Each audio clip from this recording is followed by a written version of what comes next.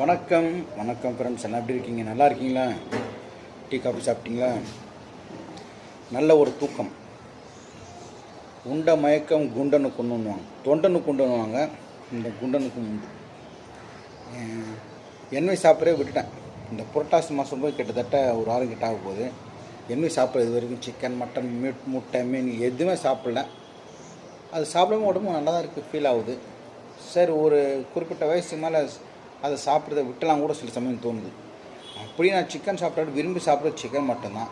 அதையும் கடித்து துப்புவேன். சரி, தூங்கிட்டேன். மத்தியானம் இன்றைக்கி காராமணி, கத்திரிக்காய், முருங்கைக்காய் போட்டெல்லாம் குழம்பு பண்ணாங்க. நல்லா இருந்துச்சு சொல்லிட்டு கொஞ்சம் எக்ஸ்ட்ராவாக சாப்பிட்டேன். காலைல ஒரு தோசை, மத்தியானம் கொஞ்சம் சாப்பாடு, நைட்டு 2 சப்பாத்தி, அது மாதிரி சாப்பிட்டுட்டு இருக்குது. அப்படியும் உடம்பு எங்கே குறையுது? குறைஞ்ச மாதிரி இருக்கும், ஆனால் குறையாது. இதெல்லாம் ஜெனட்டிக்னுவாங்க. எங்கள் அம்மா குண்டு, எங்கள் அப்பா குண்டு, எங்கள் தங்கச்சி குண்டு, எங்கள் அக்கா குண்டு, எல்லாமே குண்டு குண்டாக இருப்பாங்க வீட்டில்.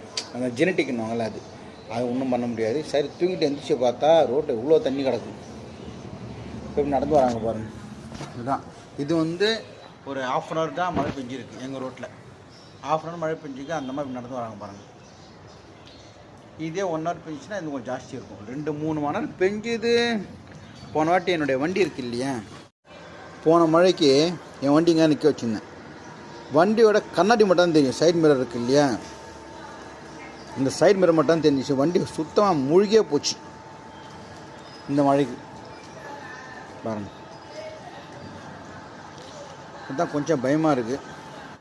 குறைந்த காற்றழுத்த தாழ்வு நிலை உருவாகிருக்கு, புயலாக மாறக்கூடிய வாய்ப்பு இருக்குன்றாங்க. பக்கு நடி சில பேர் கவலை கிடையாது. எவ்வளோதான் மழை பெஞ்சாலும், எவ்வளோதான் மழை பெஞ்சாலும் வீட்டில் தண்ணி விடாது சொல்லி தைரியமாக என்கிட்ட சொல்லுவாங்க. ஏன்னா ஏரி கம்மா எல்லாம் தான் போயிடும். ஆனால் நம்மளுக்கு ஒரு பயம்தான். உங்கள் ஊரில் மழை பெஞ்சால் உங்கள் வீட்டில் தண்ணி வருமா வராதா? கமெண்ட்டில் சொல்லுங்கள். ஓகேங்களா? தேங்க்யூ.